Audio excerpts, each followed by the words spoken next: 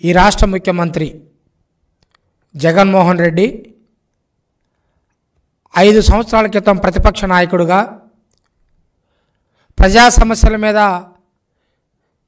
చర్చించాల్సినటువంటి వేదిక అయినటువంటి అసెంబ్లీని బహిష్కరించి ప్రజల మధ్యలోకి వెళ్ళి పదే పదే అబద్ధాలు వడ్డించేటువంటి ప్రయత్నం చేశాడు. తనకున్నటువంటి సొంత మీడియా ద్వారా యువవేరుల పేరిట పాదయాత్ర చేస్తూ ప్రత్యేక హోదా గురించి మాట్లాడాడు. 2,30,000 ఉద్యోగాల గురించి మాట్లాడాడు. పారిశ్రామిక అభివృద్ధి గురించి మాట్లాడాడు. అన్న వస్తున్నాడని చెప్పండి, నేను విన్నాను, నేను ఉన్నాను అని చెప్పేసి మాట్లాడాడు. చివరికి ఒక్క ఛాన్స్ అని చెప్పేసి అడిగాడు. అడిగి అధికారంలోకి వచ్చిన మొదటి నాడు నుండి ఈరోజు వరకు కూడా 4.5 సంవత్సరాల పాటు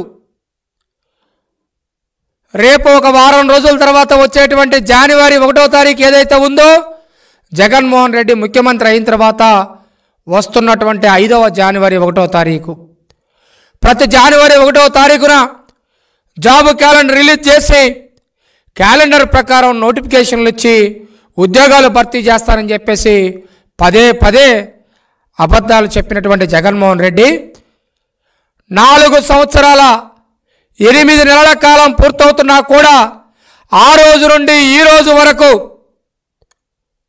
ఒక్క ఉద్యోగ నోటిఫికేషన్ కూడా భర్తీ చేయాల. ఆ రోజు యువత దగ్గరికి వెళ్ళి కేంద్రం మెడలు వంచుతాను, ప్రత్యేక హోదా తీసుకొస్తాను, కంపెనీలు వస్తాయి, సబ్సిడీలు ఇస్తాం అని చెప్పేసి నమ్మబలిగేటువంటి ప్రయత్నం చేశాడు. కానీ ప్రత్యేక హోదా గురించి మెడలు వంచుతున్నానటువంటి ముఖ్యమంత్రి జగన్మోహన్ రెడ్డి ఈరోజు వరకు కూడా కేంద్రం వద్దకు వెళ్ళి ప్రత్యేక హోదా గురించి మాట్లాడటం కాదు కదా, కేంద్ర ప్రభుత్వం నుండి ఆంధ్రప్రదేశ్ రాష్ట్రానికి రావాల్సినటువంటి కేంద్ర సంస్థల గురించి కూడా ఈరోజు వరకు ఒక మాట మాట్లాడాల. ఏ రాష్ట్రానికైనా సరే అభివృద్ధికి తలమానికం పారిశ్రామిక రంగం. పారిశ్రామిక రంగం అభివృద్ధి చెందితేనే ఆ రాష్ట్రంలో నిరుద్యోగం తగ్గుతుంది, ఆ రాష్ట్రం అభివృద్ధి సాధ్యం, ఆ రాష్ట్రంలో సంపద సృష్టించబడుతుంది. కానీ ఏ రోజు కూడా ఒక్క పరిశ్రమను తీసుకొచ్చేటువంటి ప్రయత్నం చేయాల, ఒక్క పెట్టుబడిని తీసుకొచ్చేటువంటి ప్రయత్నం చేయాల, ఒక్క ఉద్యోగ ఉపాధి అవకాశాలు ప్రైవేటీకరణలో కూడా తీసుకొచ్చేటువంటి ప్రయత్నం చేయాల. ఒక పక్కన ప్రైవేట్ రంగం, మరో పక్కన ప్రభుత్వ రంగం, రెండింటిని కూడా సర్వనాశనం చేసి కూర్చున్నటువంటి ముఖ్యమంత్రి ఈ జగన్మోహన్ రెడ్డి. 2,30,000 ప్రభుత్వ ఉద్యోగాలు ఖాళీగా ఉన్నాయి. అవి కాకుండా ప్రైవేట్ రంగంలో కూడా పరిశ్రమలు తీసుకొచ్చి ఉద్యోగ ఉపాధి అవకాశాలు కల్పిస్తారని చెప్పేసి పదే పదే తన తండ్రి అవినీతితోటి స్థాపించుకున్నటువంటి ఒక పత్రిక, ఒక ఛానల్ ద్వారా ప్రచారం చేశాడు. ఆనాడు చంద్రబాబు నాయుడు గారు 5 సంవత్సరాల కాలంలో 10 లక్షల కోట్ల పెట్టుబడులతోటి ప్రైవేట్ రంగంలో దాదాపుగా 6 లక్షల ఉద్యోగాలు తీసుకురావడం జరిగింది. ప్రభుత్వ రంగంలో దాదాపుగా డిఎస్సిని కానీ, గ్రూప్ 1 కానీ, గ్రూప్ 2 కానీ, గ్రూప్ 3 కానీ, అదేవిధంగా బ్యాక్లాగ్ పోస్టుల భర్తీ కానీ, పోలీస్ రిక్రూట్మెంట్ ద్వారా కానీ ప్రైవేట్ రంగం ప్రభుత్వ రంగం కలిపి 10 లక్షల ఉద్యోగాలు తీసుకురావడం జరిగింది. కానీ ముఖ్యమంత్రి వచ్చాక పెరిగిపోయినటువంటి అవినీతి వల్ల కానీ, పెంచినటువంటి కరెంటు ఛార్జీల వల్ల కానీ, పెంచినటువంటి కరెంటు కోతల వల్ల కానీ ఈరోజు వరకు ఒక పరిశ్రమ రాలా, ఒక ఉద్యోగం రాలా. ఈ ముఖ్యమంత్రి ఒక పరిశ్రమ, ఒక ఉద్యోగం తీసుకురాకపోవడం వల్ల ఆంధ్రప్రదేశ్ రాష్ట్రంలో ఉన్నటువంటి యువత విద్యార్థులు మొత్తం కూడా నిరాశ నిస్పృహతోటి అనేక మంది ఆత్మహత్యలు చేసుకోవడం జరిగింది.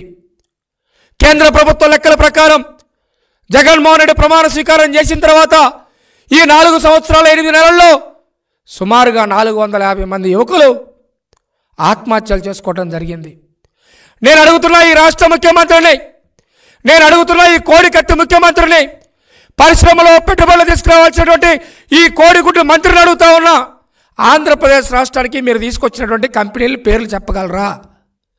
చంద్రబాబు నాయుడు గారు 5 సంవత్సరాల హయాంలో ఆంధ్రప్రదేశ్కి తీసుకొచ్చినటువంటి కంపెనీల గురించి, పెట్టుబడుల గురించి, ఉద్యోగ ఉపాధి అవకాశాల గురించి చర్చించడానికి మేము సిద్ధం. కానీ ఈ రోజున మీరు చేస్తున్నటువంటి అవినీతి వల్ల, మీరు భయపెడుతున్నటువంటి వాటి వల్ల Lulu group ఎనికిపోయింది, Franklin Templeton ఎనికిపోయింది, Reliance ఎనికిపోయింది, Amar రాజా ఎనికిపోయింది.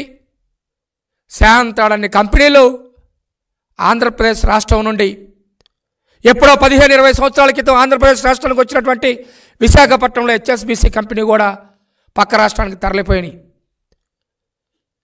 నేను అడుగుతున్నా, ఇవాళ ఆంధ్రప్రదేశ్ రాష్ట్రంలో వైఎస్ఆర్సీపీ మంత్రుల్ని మీ నియోజకవర్గాల్లో, మీ జిల్లాలలో, మీ ప్రాంతాలలో నిరుద్యోగులు ఆత్మహత్యలు చేసుకుంటా ఉంటే మీకు కనపడట్లేదా అని అడుగుతా ఉన్నా.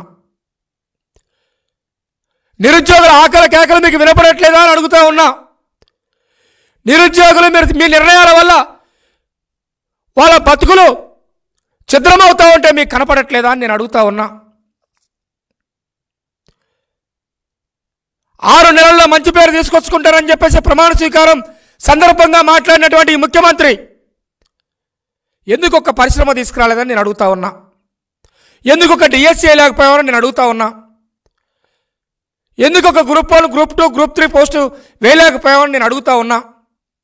దేశ విదేశాలు తిరిగి చంద్రబాబు నాయుడు గారు అహోరాత్రులు శ్రమించి కాలుకు బలపం కట్టుకొని ఆంధ్రప్రదేశ్ రాష్ట్రానికి 10 లక్షల కోట్ల పెట్టుబడి తీసుకొస్తే నువ్వు తీసుకున్న నిర్ణయాల వల్ల, నువ్వు చేస్తున్నటువంటి అవినీతి వల్ల, నువ్వు చేస్తున్నటువంటి దాడులు, దౌర్జన్యాల వల్ల ఆంధ్రప్రదేశ్ రాష్ట్రం నుండి దాదాపుగా 6 లక్షల కోట్ల పెట్టుబడులు వెనక్కిపోవటమే కాకుండా ఆనాడు చంద్రబాబు నాయుడు గారు 60,000 కోట్ల ఎఫ్డీఐలు తీసుకొచ్చి కేంద్రం వాటాలో మన రాష్ట్రాన్ని 14.7% నింపి జాతీయ స్థాయిలో ఎఫ్డీఐలు తీసుకొచ్చిన దానిలో ఆంధ్రప్రదేశ్ రాష్ట్రాన్ని 2వ స్థానంలో నిలిపాడు.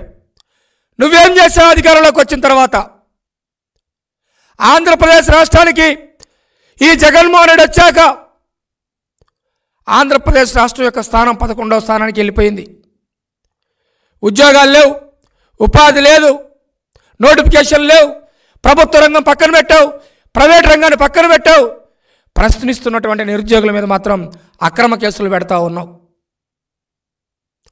నేను అడుగుతా ఉన్నా, ఈ రాష్ట్రంలో ఉన్నటువంటి ముఖ్యమంత్రిని, ఈ మంత్రులను అడుగుతా ఉన్నా, మీరు దొంగ ఓట్ల పైన పెట్టినటువంటి శ్రద్ధ కానీ, రిషికొండకు గుండు కొట్టేటువంటి విషయంలో పైన పెట్టినటువంటి శ్రద్ధ కానీ, లేకపోతే